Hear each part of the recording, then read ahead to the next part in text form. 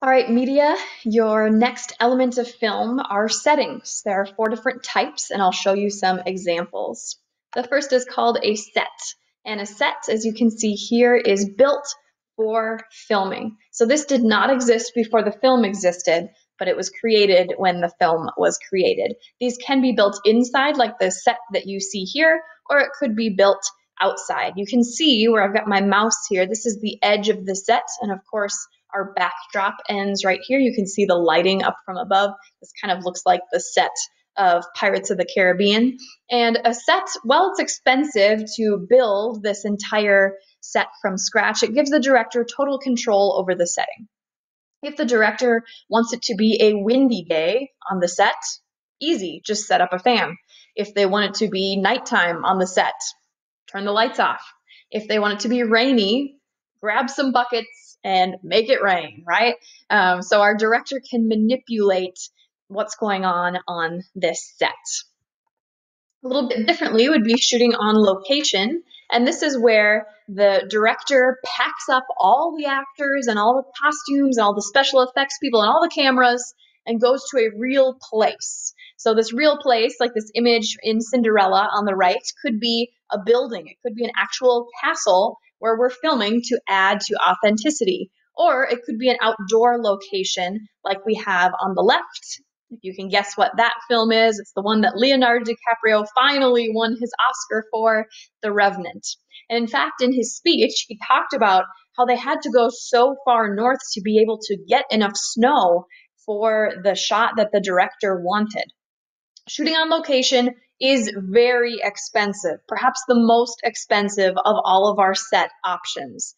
If you think about it, the director has to pack everybody up and all the equipment and fly all of it to wherever the location is. You have to pay everyone who's there every single day. But what if you need a rainy day and it's not raining? Well, of course, you can shoot a different scene, but you may have to be paying people who aren't even working that day. And it gets really messy if you need to reshoot certain scenes. For continuity's sake, you want to be able to make the film look similar throughout. That's what continuity is. So this is a very expensive option where the director is hauling all the equipment and the actors and his whole crew to be able to shoot on location to add the illusion of reality. Mats and miniatures are two other types of sets. A mat, as you can see here in Avatar, would be a backdrop. And these used to be painted backdrops, but today they're mostly CGI or computer-generated images. Avatar was interesting because they actually used a combination of sets and mats. So the trees and the plants in this image are part of a set that was built, but the character is CGI or motion capture, and the very background of that forest is CGI as well.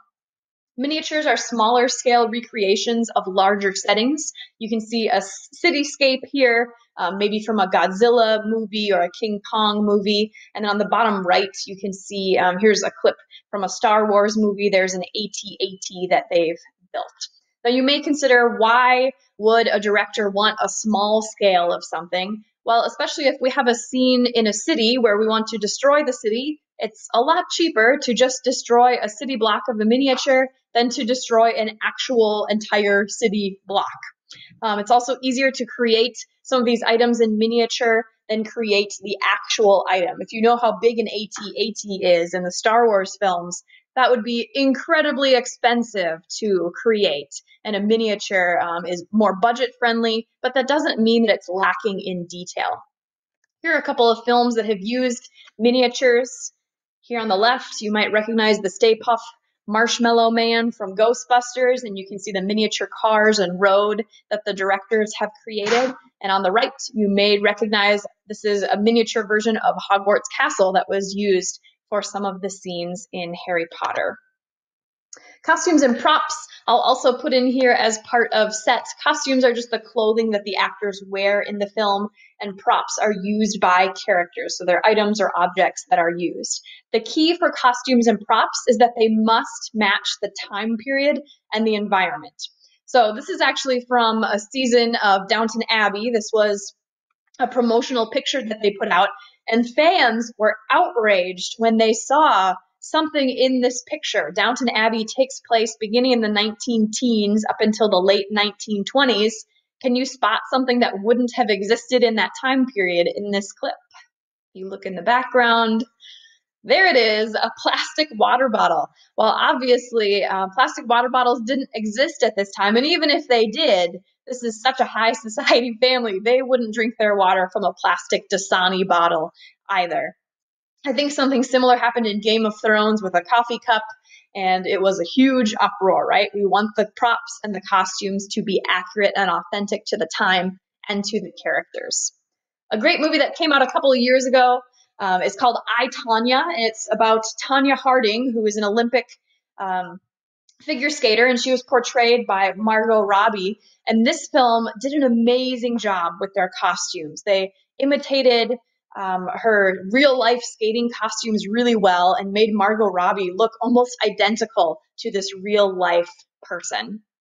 Black Panther was the best costumes winner in 2018, and a lot of their research came from different tribes of different countries in Africa to try to represent those in the different tribes in Black Panther. And in 2019, the Academy Award for Best Costumes went to Little Women, directed by Greta Gerwig. So for our sets, there were 4 different types: mats and miniatures, shooting on location, and building a set.